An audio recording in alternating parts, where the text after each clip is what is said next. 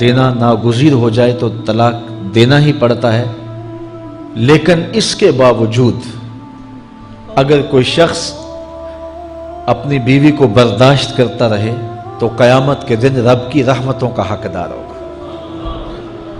جائز کاموں میں جو سب سے ناپسندیدہ امر ہے وہ طلاق ہے، اور جب کوئی شخص طلاق دیتا ہے اللہ کا عرش بھی ہلنے لگ جاتا ہے۔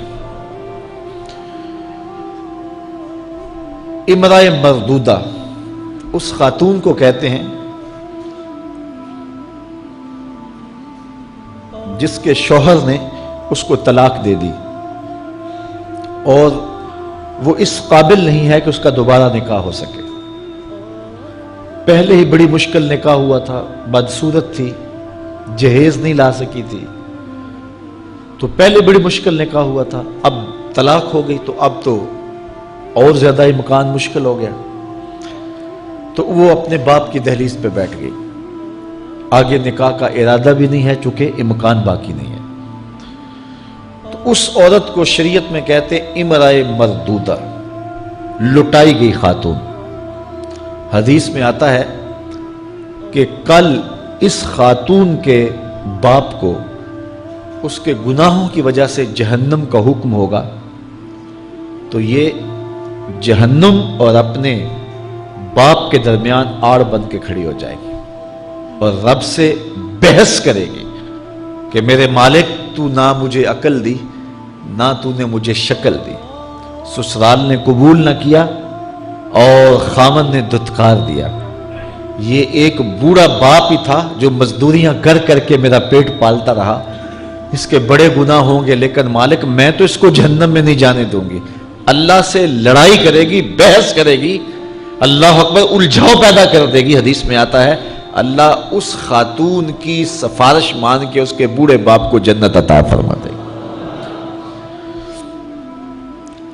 اگر طلاق دینا ناگزیر ہو جائے، بہت ضروری ہو جائے طلاق دینا اور اس کے بغیر کوئی دوسرا راستہ نظر نہیں آ رہا، تو پھر بھی 3 طلاقیں اکٹھی نہ دیں، 1 طلاق دے دیں۔ اور 1 طلاق دینے کا فائدہ یہ ہوگا کہ 3 مہینے کے بعد عورت فارغ ہے، آگے نکاح کرنا چاہے تو کر سکتی ہے۔ لیکن اگر 3 ماہ کے بعد، 4 ماہ کے بعد، سال کے بعد، 2 سال کے بعد اس نے آگے نکاح نہیں کیا تو دوبارہ ان کا پروگرام نکاح کا ہو جاتا ہے، تو پھر واپس آنا آسان ہوتا ہے۔ تو لوگ یک مشت 3 طلاقیں دے دیتے ہیں اور پھر مسئلہ پوچھتے ہیں، تو چونکہ ہمارے یہاں کثرت احناف کی ہے اور واضح احکام جو شریعت کے ہیں وہ 3 اکٹھی طلاقیں اگرچہ ناپسند ہیں لیکن 3 طلاقیں اکٹھی 3 ہی ہو جاتی ہیں، تو پھر اس کے بعد اپنا مسلک بدلنے کی کوشش کرتے ہیں، یا جو ہے وہ ایسے لوگوں سے فتویٰ دیتے ہیں جن کا یہ فتویٰ نہیں ہے اور ایک عجیب الجھن میں مبتلا ہو جاتے ہیں۔ اس لیے اگر ناگزیر ہو جائے طلاق دینا تو پھر بھی 1 طلاق دینی چاہیے۔ جو 3 طلاقوں سے حاصل ہوگا، عورت سے الگ ہونا، وہ 1 طلاق سے ہی حاصل ہوگا۔ اور 1 طلاق بھی طہر کی حالت میں دینا چاہیے، عالم حیض میں نہیں، چونکہ ان دنوں کے اندر مرد کا رجحان عورت کی طرف زیادہ ہوتا ہے، اس لیے شریعت نے طہر میں طلاق دینے کا حکم دیا ہے اگر کوئی طلاق دینا چاہے۔ لیکن اگر کوئی حیض میں طلاق دے دے تو پھر بھی طلاق ہو جائے گی، تینوں اکٹھی دے دیں پھر بھی طلاق ہو جائے گی۔ لیکن 1 طلاق اور وہ بھی طہر میں اگر دی جائے، ہاں مہینے کے وقفے کے بعد دی جائے تو پھر بھی موقع موجود ہوتا ہے۔ تو عمومی طور پہ لوگ 3 طلاقیں اکٹھی دے کے بعد میں پریشان ہوتے ہیں، کیونکہ طلاق دینے کے بعد پھر پوزیشن سوچ کی اور گمان کی اور ہوتی ہے۔ عدم برداشت یہ ایک نفسیاتی مرض ہے جس کی وجہ سے عموماً طلاق ہو جاتی ہے کہ شوہر کے اندر برداشت کا مادہ کم ہوتا ہے، اور اسی طرح عورت کے اندر بھی وہ بھی بات بات پہ طلاق مانگتی ہے، اور بعض کا شوہر غصے میں آ جاتا ہے کہ جب یہ طلاق کا مطالبہ کر رہی ہے تو پھر میں مرد ہوں اور مجھے طلاق دے دینی چاہیے، اور وہ غصے میں آ کر کے طلاق دے دیتا ہے۔ کہ جب اور اس کے پاس جواز یہ ہوتا ہے کہ اس نے خود طلاق مانگی تھی، میں نے آج خود کب دی. تو شریعت نے عورت کو طلاق کا اسی لیے حق نہیں دیا ہے کہ وہ جذباتی ہے اور اس میں برداشت کا مادہ مرد کی نسبت کم ہے. اگر طلاق کا حق عورت کے ہاتھ میں دے دیا جاتا تو کم گھر بستے. تو اس لیے تو مرد ہے، تیری مردانگی کا تقاضا یہ ہے کہ اس کے مطالبے کے باوجود تو طلاق نہ دیتا، اور تو طلاق دینے کا بہانہ یہ بنا لیا کہ وہ طلاق مانگ رہی تھی لہذا مانگ رہی تھی تو پھر مجھ سے برداشت نہ ہوا میں نے دے دیا. تو میاں یہی تو تیری مردانگی ہے کہ تجھے حق کے طلاق تفویض ہی اس لیے کیا گیا کہ تیرے اندر برداشت کا مادہ زیادہ ہونا چاہیے. تو مرد ہے اور تیری مردانگی اس کو برداشت کرتی. تو مرد کو طلاق کا حق دیا جانا یہ اس بات کا متقاضی ہے کہ وہ عدم برداشت میں مبتلا نہ ہو اور جلدی طلاق دینے میں جلدی نہ کرے. اس پر بیوی کا 100 بار بھی تقاضا ہو یا اس کی بدتمیزی اس حد تک پہنچ جائے کہ وہ سمجھے کہ اب جو ہے وہ میں دیر نہیں کروں گا، تو اس کو یہ برداشت کرنے کا مادہ اس کے اندر ہونا چاہیے. اور یہ عورت کی نسبت مرد کے لیے زیادہ اس چیز کا تقاضا ہے شریعت میں، اس لیے کہ حق طلاق کا اسے ہی دیا گیا. پھر دوسری بات یہ ہے کہ اگر کوئی ناگزیر صورتحال بن بھی جائے تو پھر طلاق یک بارگی 3 طلاقیں نہ دی جائیں، 1 طلاق دی جائے.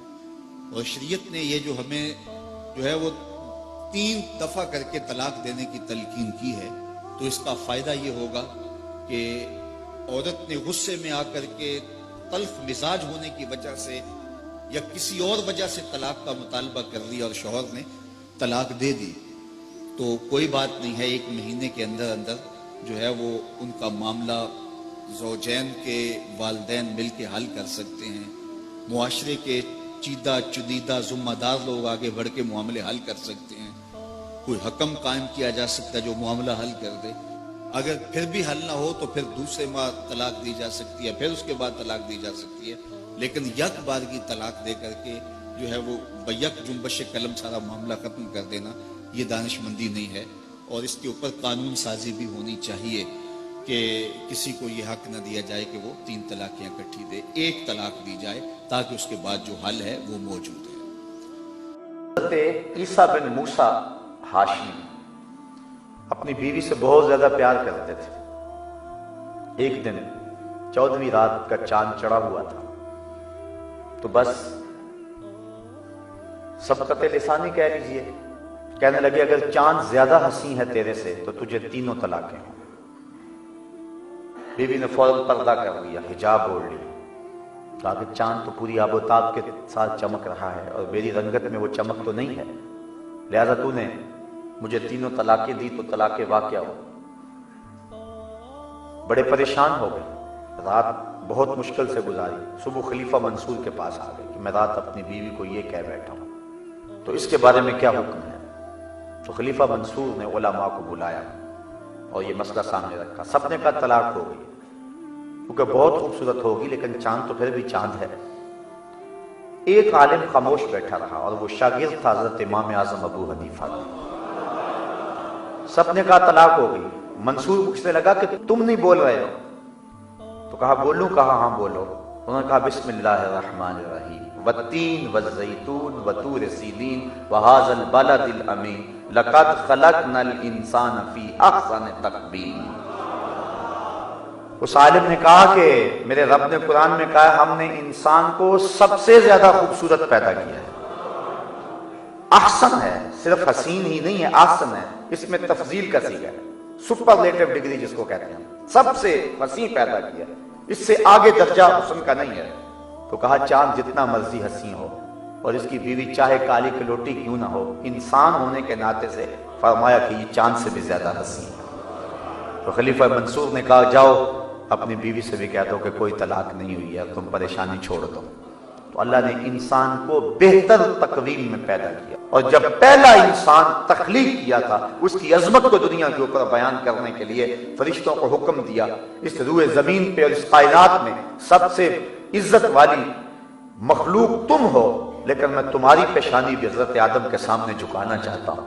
اور اس طرح حضرت انسان کی تعظیم کے جھنڈے گاڑے گئے اور فرشتوں کی جبین نیاز کو حضرت آدم کے سامنے جھکایا گیا. پھر ان کو دنیا کے اوپر بھیجا گیا۔ اسی لیے کسی نے کہا تھا نا کہ فرشتہ کہنے سے میری توقیر گھٹتی ہے، میں مسجود ملائک ہوں، مجھے انسان رہنے دو، میں تو فرشتوں کا مسجود رہا ہوں اور مجھے انسان رہنے دو، یہ میری عزت ہے، یہ میری توقیر ہے۔ اگر یہ اپنی عظمت کی پاسداری کرے اور اپنے منصب کی حفاظت کرے تو یہ فرشتوں سے بھی بہتر ہوتا ہے، لیکن اگر اپنے منصب کی آبرو اور منصب کی حفاظت نہ جانے تو پھر یہ چوپایوں سے بھی بدتر ہو جاتا ہے۔ اولئک کالانعام بل ہم اضل، اللہ قرآن میں فرماتا ہے یہ چوپایا ہے بلکہ چوپایوں سے بھی گیا گزرا ہے۔ جب یہ گرنے پہ آ جائے تو اس کی حالتیں، اس کی زندگی کے انداز اور تیور اور لچن چوپایوں سے بھی بدتر ہوتے ہیں، تو یہ چوپایوں سے بھی بدتر ہو جاتا ہے اور سخت ترین ذلت کے اندر چلا جاتا ہے۔ فرمایا کہ ہم نے اس کو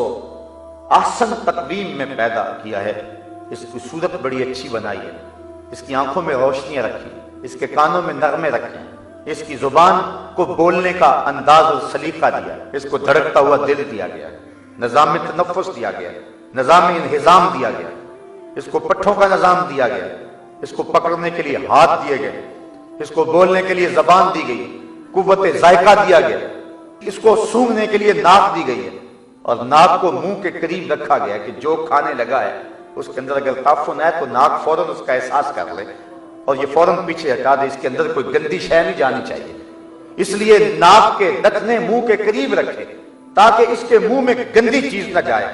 لیکن یہ کتنا بدبخت ہے، یہ رشوت بھی کھا گیا، یہ چوری کا مال بھی کھا گیا، اس نے سمجھا ہی نہ کہ میرے رب نے میرے لیے یہ کتنے اہتمام کیے کہ میرے اندر جس کے اندر ظاہری گندگی ہو وہ بھی میرے اندر نہ جانے پائے، لیکن اس نے وہ گند کھایا اور اس نے وہ غلاستیں کھائیں کہ میرے رب نے بار بار جن کی ممانعت فرمائی اور تاکید کی کہ تم ان کے قریب تک نہ آؤ، تو انسان جب گرنے لگتا ہے تو پھر بہت نیچے لڑک جاتا ہے۔ اس لیے فرمایا ثم رددناہ اسفل سافلین، پھر اسے ہر نیچی سے نیچی حالت کی طرف پھیر دیا گیا۔